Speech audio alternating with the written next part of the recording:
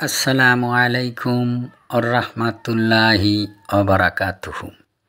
কেমন আছেন ভাই বোন বন্ধুরা? আমি আপনাদের দোয়ার বরকতে আল্লাহর অশেষ মেহেরবানিতে ইনশাআল্লাহ ভালো আছি। আমি আজকে সুফলি কিতাব থেকে আপনাদের সামনে একটি তদবির দিয়ে দিলাম। আজকের তদবিরটি শুধু পাগলমি করার জন্য। এই সমস্ত তদবির সবাই ব্যবহার করবেন না, আর সবাই ব্যবহার করতেও পারবেন না। আজকের তদবিরটি দ্বারা আপনি কি কাজ করবেন? আজকের তদবিরটি হলো ময় মস্করা করার জন্য বা ফাজলামি করার জন্য। যে অনেক সময় দেখা যায় অনেকে হেঁটে যায়, আপনি এই মন্ত্র পড়ে যেইভাবে কাজ করতে হয় সেইভাবে কাজ করবেন, দেখবেন তার কাপড় মোড়াতে মোড়াতে উপর দিকে উঠে যাবে। এক কথায় কাপড় খুলে যাবে, অন্য লোকের কাপড় খুলে যাবে, পরনের কাপড় খুলে যাবে, কাপড় বটে উপর দিকে উঠে যাবে। কিন্তু সে ধরেও যদি রাখে তাও সে পারবে না। এই সমস্ত বস্তুগুলো হলো মোট কথা জিন চালানি, তাই আপনারা সাবধানে করবেন। যাই হোক, আমি আপনাদেরকে মন্ত্রটি বলে দিই, তারপরে নিয়ম বলে দেব। আয় রে শূন্যলতা, কোথায় তোর মাথা পিতা, কোথায় তোর ঘর, বিধাতায় সেজিয়াছে তোরে গাছের উপর, জহা জহা হাতে করিয়া অমুক জল বরিতে যায়, বান নাই বাতাস নাই অমুকের পরনের কাপড় উছালবায়, উছাল ছাড়িয়া যদি নিশালবাস, যে যুগে সৃজন করিয়াছে তোরে সে যোগীর মাথা খাস, উল্কা ফুলটো দক অমুকের পরনের কাপড় পরনে বট, দোহাই আল্লাহর দোহাই উস্তাদের। এই মন্ত্রটা আপনারা এইভাবে পড়বেন।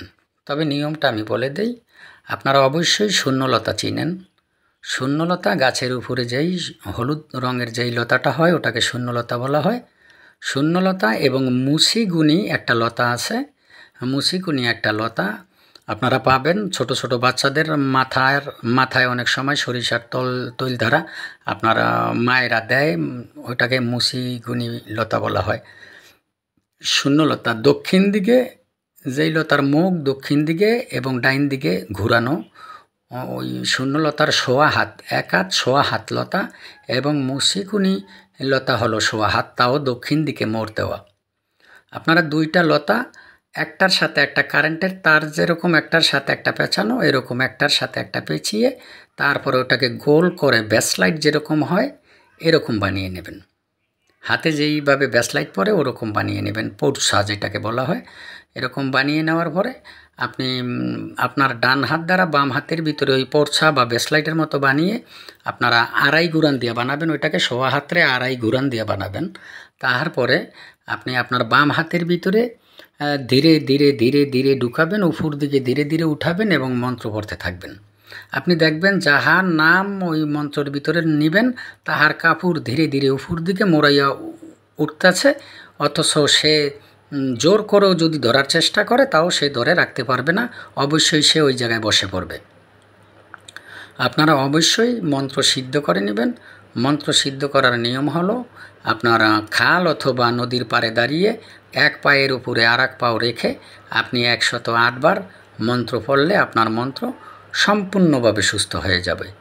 আগের কবিরাজদের মতো না, আর আগের তান্ত্রিকের মতো, যেমন বর্তমানের, আগেরটা বলি না, বর্তমানের তান্ত্রিকের মতো মানে যে এই সমস্ত বই পুস্তক পাওয়া যায় 2 লক্ষ 2.5 লক্ষ বার মন্ত্র পড়ে মুখস্থ করতে হবে, ওরকম না। আপনার শুধু 108 বার এই মন্ত্র পড়ে আপনি যদি সঠিকভাবে পড়েন, ধূপ লোবান জ্বালিয়ে, তারপরে দেখবেন আপনার মন্ত্র সিদ্ধ হয়ে গেছে। অথবা অমাবস্যার রাত্রে বা পূর্ণিমার রাত্রে বা সূর্যগ্রহণের সময় আপনি 108 বার পড়লে আপনার মন্ত্র শুদ্ধ হয়ে যাবে। তারপরে আপনি এই কাজ করবেন। আপনারা অবশ্যই কেউ খারাপ উদ্দেশ্যে এই সমস্ত কাজ করবেন না। ময় মস্করার জন্য আপনি করতে পারেন, তবে খারাপ উদ্দেশ্যে কেউ এই সমস্ত কাজ করবেনই না।